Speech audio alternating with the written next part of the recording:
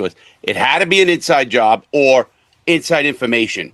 How do they know how thick the glass was? Whether there's an alarm on there, there could have been. They have shock glass things now.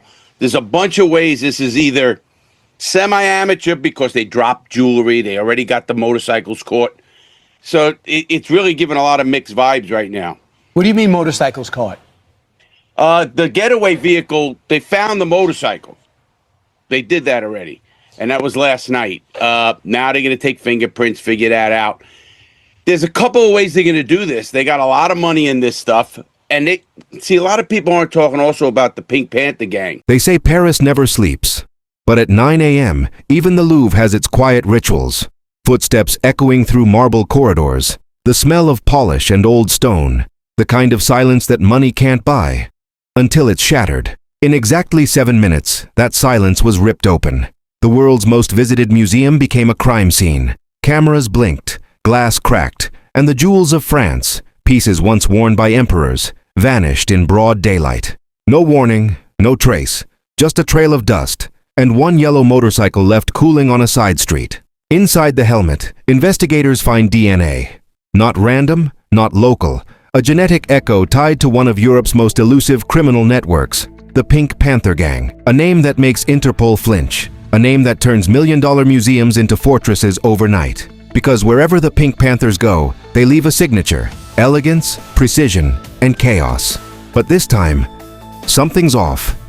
Why was the getaway bike abandoned? Why were alarms delayed? And how did a crew slip past the Louvre's 24-hour security grid like ghosts through glass? Officials are calling it a surgical strike. Insiders whisper, inside job. And conspiracy forums? They're already asking if the jewels were ever meant to be recovered at all.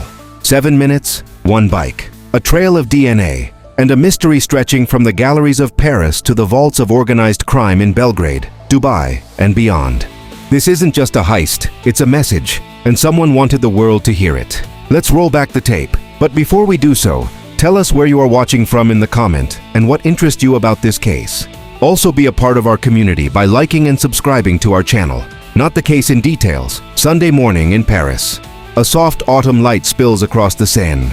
Inside the Louvre, the day begins like any other. Security checks, polished floors, tourists whispering beneath chandeliers older than empires.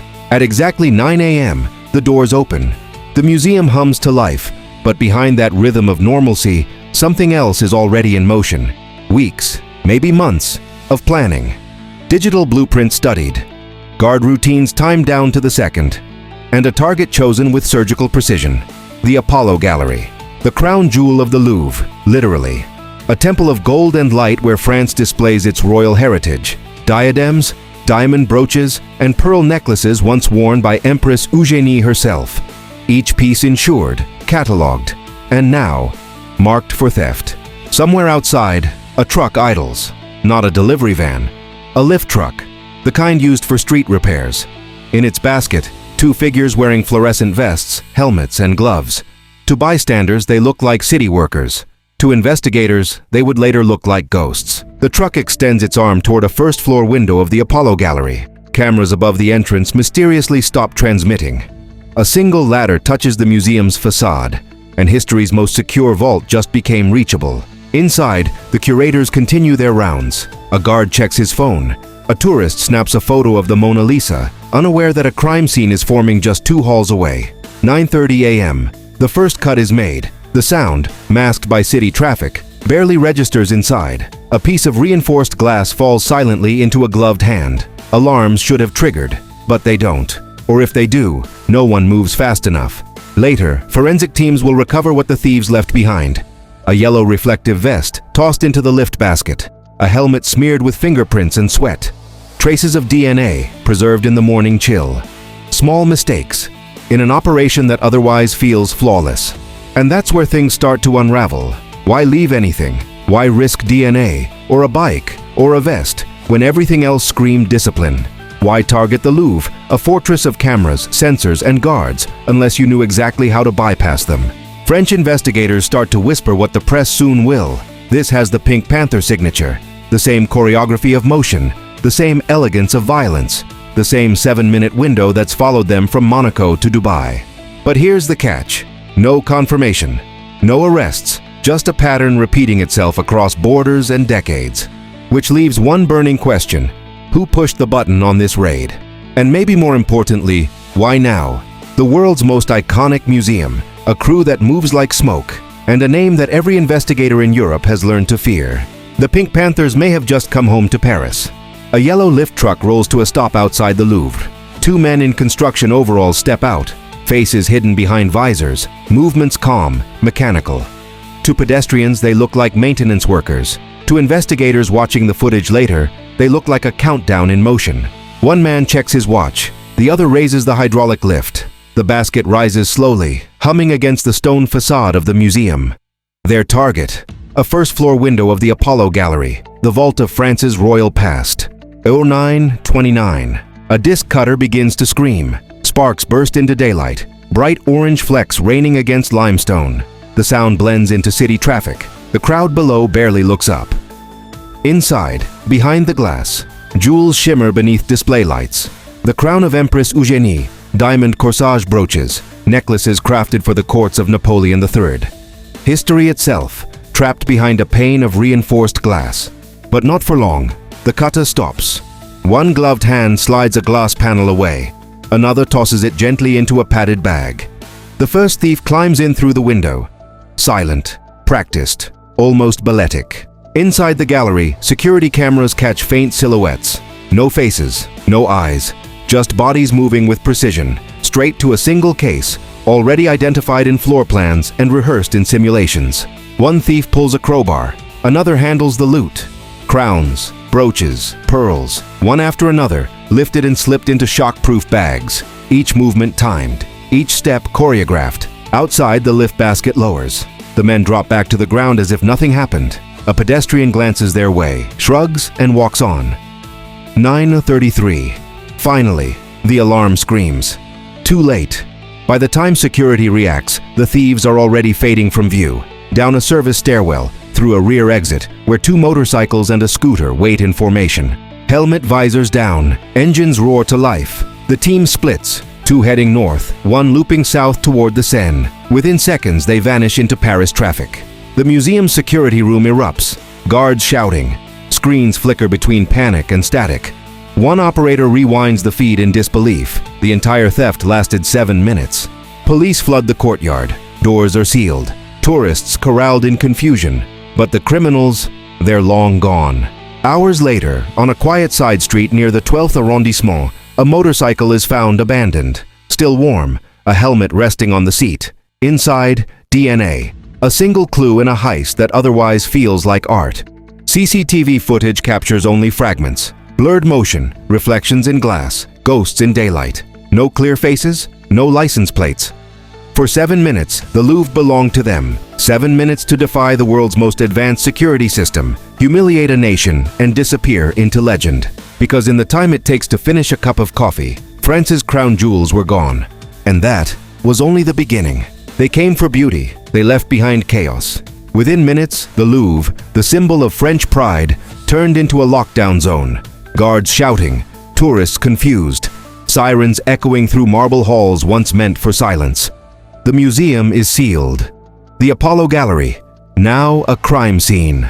Outside, journalists gather like vultures. Headlines erupt across Europe. Crown jewels vanish from the Louvre. Thieves escape in broad daylight. National treasure, gone.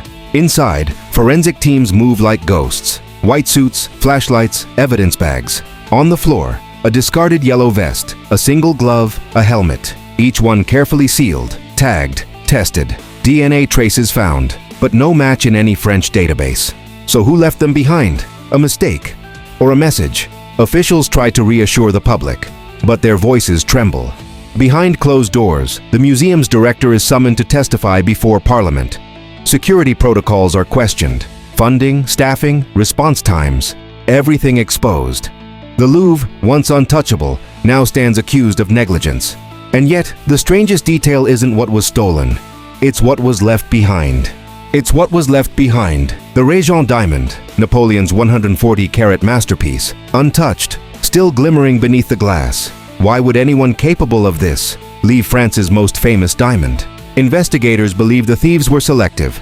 strategic. They didn't come for glory. They came for what could move fast. Smaller jewels, portable, meltable, easier to vanish into the black market.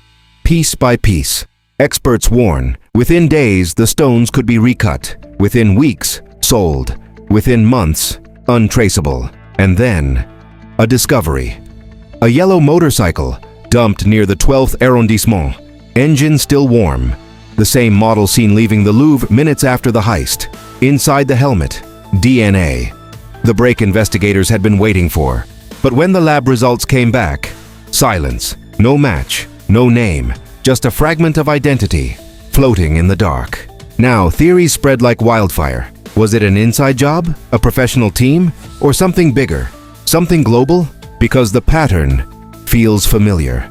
The precision, the silence, the jewels that vanish forever. One name begins to circulate again, whispered through Europol briefings and Interpol files. The Pink Panther Gang. But if it's them, why return? Why Paris? And what does that DNA really mean? The answers are only beginning to surface. Now the hunt begins. France activates one of its most elite crime units, the Brigade de Répression du Banditisme, a specialized task force trained to hunt high-level robbers. Their mission: find the ghosts who stole from the Louvre. The investigation starts with the only tangible clue: that yellow motorcycle. It wasn't registered to anyone. The license plate was cloned. The bike itself, traced to a prior theft in the outskirts of Paris. Every detail, another dead end. But inside the helmet left behind, a miracle. DNA.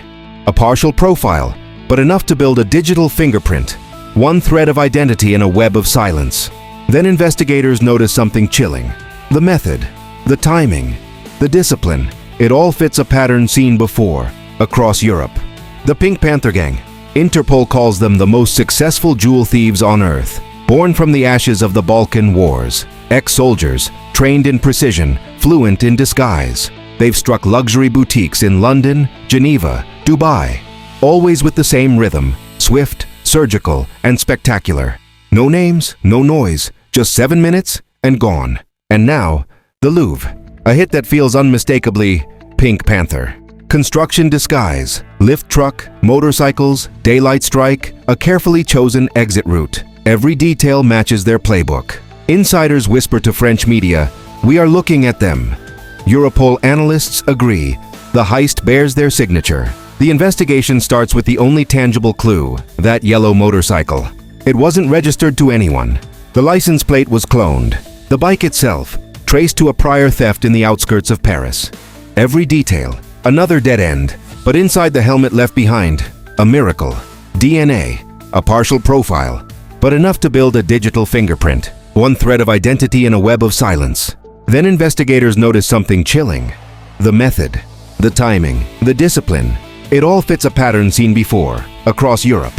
The Pink Panther Gang.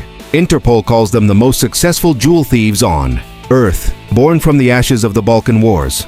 Ex-soldiers trained in precision, fluent in disguise. They've struck luxury boutiques in London, Geneva, Dubai, always with the same rhythm.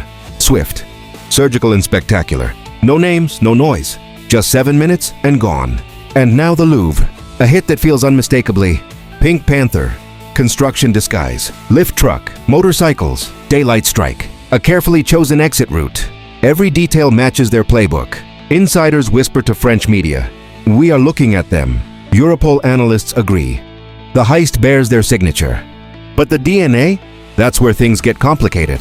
It doesn't match anyone in France, but a possible partial match surfaces in an Interpol archive, connected to a 2016 diamond heist in Zurich. A man never caught, a phantom in the system. Theories multiply. Was this a comeback? A new generation of Pink Panthers, inheriting the network's techniques but not its faces? And then, the contradictions begin.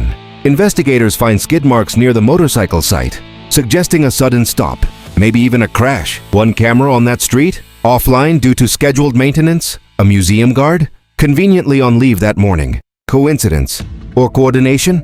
Behind closed doors, police sources admit they're probing the possibility of inside help. The team moved with too much precision, too much confidence, as if they already knew the Louvre's weak spots. Every new lead expands the map. DNA sent to Europol labs, Interpol files reopened, Satellite footage from Paris traffic systems reanalyzed frame by frame. But the clock is ticking. Every day the jewels stay missing, their trail grows colder. And the thieves, if they are Pink Panthers, know exactly how to stay invisible.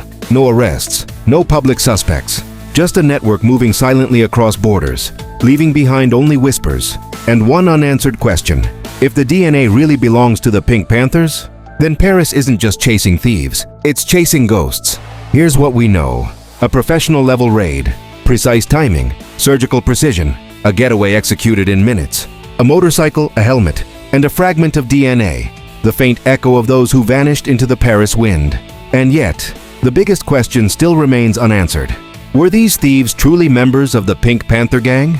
The most elusive network of jewel robbers in modern history? Or are we witnessing something far more cunning? A copycat team borrowing their legend to hide behind it. For investigators, the clues tell two stories.